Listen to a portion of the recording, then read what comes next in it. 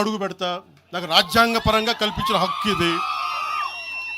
ఇప్పుడు కాంగ్రెస్ నాయకులకు ఒకటే చెప్తున్నా, రాహుల్ గాంధీ గారు కానీ ప్రియాంక గాంధీ గారి దక్షిణ భారతంలోకి వచ్చి వైనాడులో పోటీ చేయొచ్చు. ఇందిరాగాంధీ గారేమో మెదక్లో పోటీ చేయొచ్చు. పివి నరసింహారావు గారిని ఎక్కడి నుంచి గెలిపించారు? తెలంగాణలో ఆయన ఓడగొడతారనే కదా ఆయన ఆ రోజున కొంచెం నంద్యాల పార్లమెంట్ నుంచి గెలిపించింది, ఆంధ్ర ప్రజలు కాదా గెలిపించింది. అప్పుడు ఆ రోజు తెలంగాణ నాయకుడిని చూసారా, మన నాయకుడిని చూసారా? ఆ రోజున ఏం బెదిరిస్తారా మీరందరూ కూర్చోబెట్టి?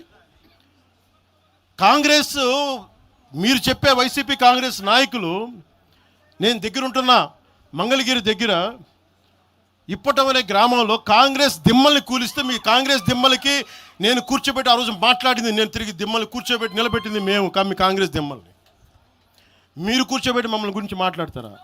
అసలు కాంగ్రెస్ పార్టీ అనే దానికి ఒక పద్ధతి ఉందా? మీరు ప్రాంతీయవాదమా? కాంగ్రెస్ పార్టీ రాహుల్ గాంధీ కానీ ఇంక్లూడింగ్ శ్రీమతి ప్రియాంక గాంధీ కానీ, I hope you would respond. I expect Mr. Rahul Gandhi and Ms. Priyanka Gandhi to respond on this.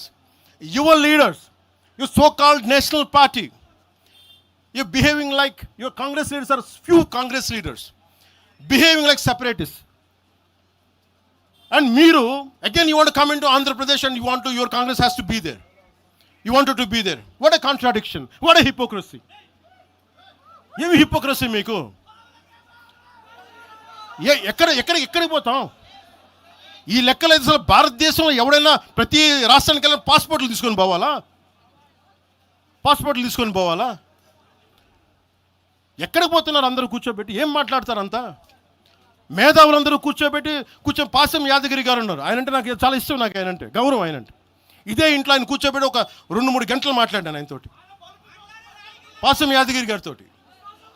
ఆయన వల్లే, ఆయన మాటల్లోనే వచ్చింది మాకు దామోదరం సంజీవయ్య గారి గురించి.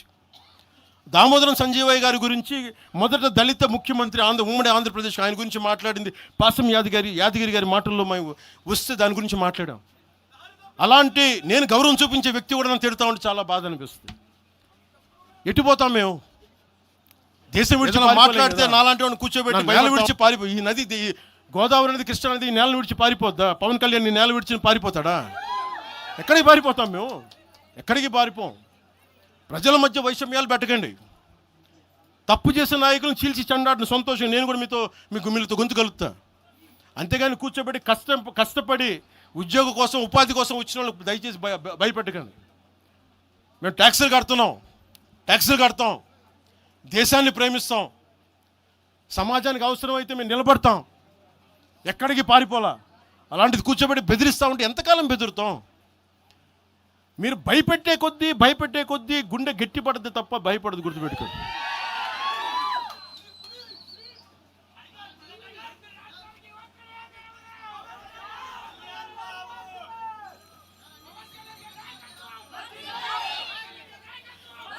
ఈరోజున తెలంగాణ ఇవన్నీ డైవర్సివ్ టాక్టిక్స్. ఆంధ్రప్రదేశ్ నుంచి 4.5 నుంచి 6 లక్షల మంది గ్రాడ్యుయేట్స్ వస్తూ ఉన్నారు. తెలంగాణ నుంచి 5 నుంచి 7 లక్షల మంది గ్రాడ్యుయేట్స్ వస్తూ ఉన్నారు. 2 రాష్ట్రాలను కలుపుకొని 10 నుంచి 13 లక్షల గ్రాడ్యుయేట్ అవుతూ ఉంటారు, ఉత్తీర్ణులు అవుతూ ఉన్నారు. ఎస్టిమేటెడ్ అన్ఎంప్లాయ్మెంట్ రేటు ఆంధ్రప్రదేశ్లో 4.2%, తెలంగాణలో 5.0%. వీటి మీద మాట్లాడతామా? ఉపాధి అవకాశాల కోసం మాట్లాడతామా? పవన్ కళ్యాణ్ తిడతారా మీరు? ప్రతిదానికి కూర్చోబెట్టి ఇంకెంతకాలం ప్రాంతీయ విభేదాలు ఇస్తారు మీరు? ఎంతకాలం?